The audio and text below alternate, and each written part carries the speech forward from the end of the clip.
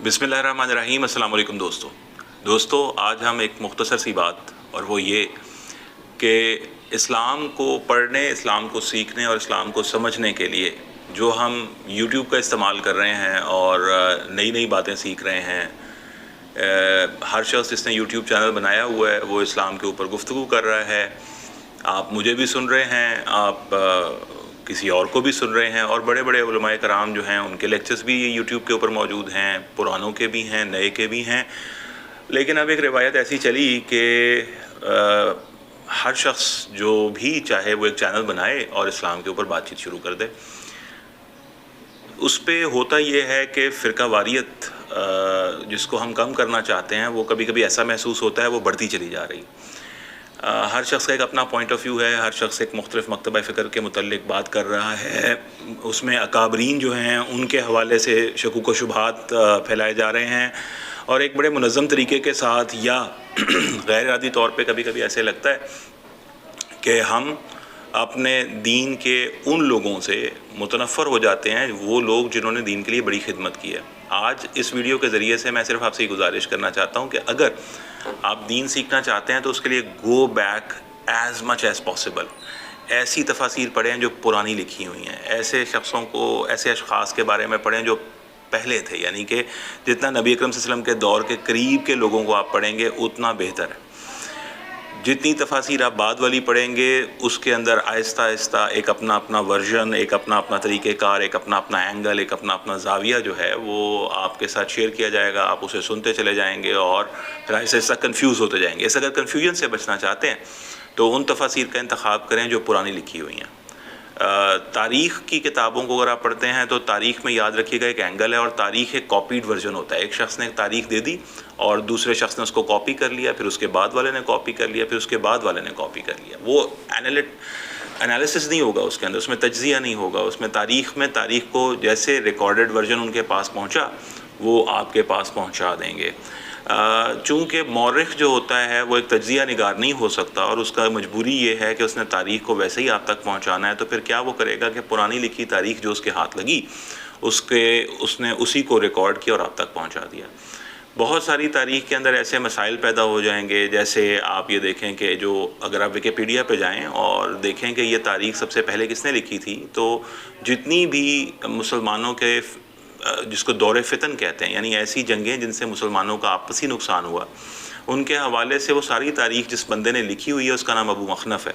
उसकी कई सारी किताबें इसके ऊपर मौजूद हैं, चाहे वो जंग सिफ़ीन हो, जंग जमल हो, चाहे वो वाक़या करबला हो। और अबू मखनफ़ की जो रिवायात हैं फिर बाद में आने वाले, चाहे वो इब्न हशाम हों, तिबरी हों या इब्न कसीर हों, उनकी मजबूरी थी कि उन्होंने उसी को रिकॉर्डेड वर्जन को आप तक पहुँचाना था।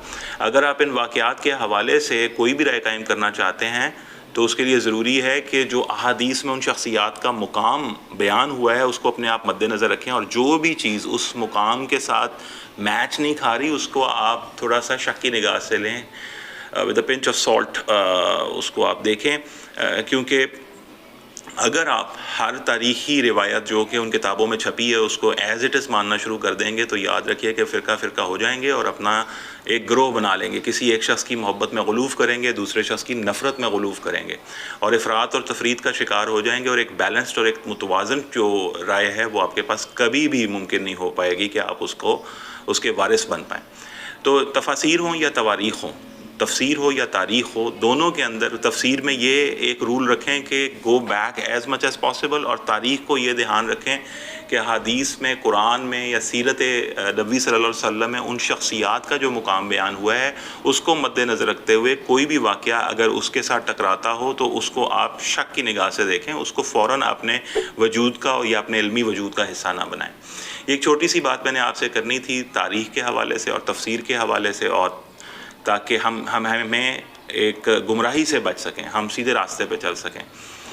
अगर ये चीज़ इतनी अहम ना होती तो आपने देखा कि सूरह फातिहा में हर नमाज में इहदिनस सिरातल मुस्तकीम, अल्लाह से मदद हम चाहते हैं कि अल्लाह ताला हमें सीधे रास्ते पे रखे।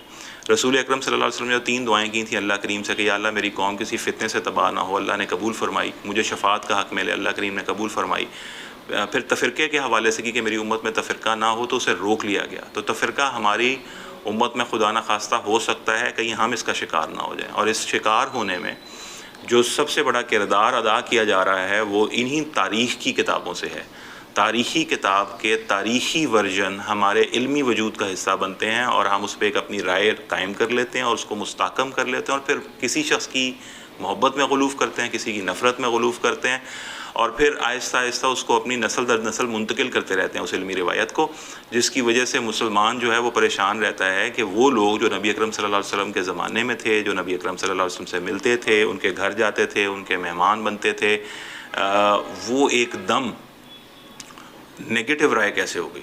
وہ نگیٹو رائے یہی ہے کہ تاریخی کتابوں میں جو کچھ چھپا ہوا ہے اس کو ہم نے تجزیے کی کڑی ایک بڑے اسٹرکٹ کرٹیسزم سے نہیں گزارا، ہم نے اس کو دیکھا نہیں، ہم نے اس پہ اپنی کوئی رائے نہیں قائم کی، ہم نے جو پڑھا، جو سمجھ لیا، اس کو ایمان کی حد میں داخل کر لیا، حالانکہ وہ ایک تاریخی فیکٹ تھا، تاریخی کتاب تھی۔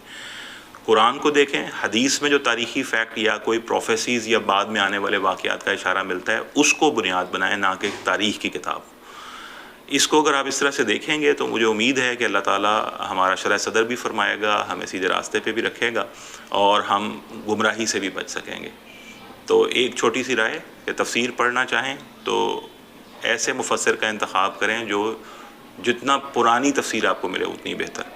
تاریخ کی جہاں تک بات ہو، ہر فیکٹ کو مستقل فوراً اس پہ ایمان نہ لے آئیں، یقین نہ کر لیں، بلکہ اس کو دیکھیں کہ یہ بات نبی اکرم صلی اللہ علیہ وسلم کے اس شخصیت کے بارے میں ارشادات کے کہیں خلاف تو نہیں جاتی۔ اس چیز سے ہم بچ سکیں گے۔ اللہ تعالیٰ مجھے اور آپ کو ہدایت پہ رکھے اور ہمیں سیدھا راستہ دکھائے۔ اسی طرح کی کسی اور بات کے ساتھ، کسی اور ویڈیو کے ساتھ، کسی اور وقت پھر حاضر ہوں گے۔ اپنا بہت خیال رکھیے گا۔ السلام علیکم۔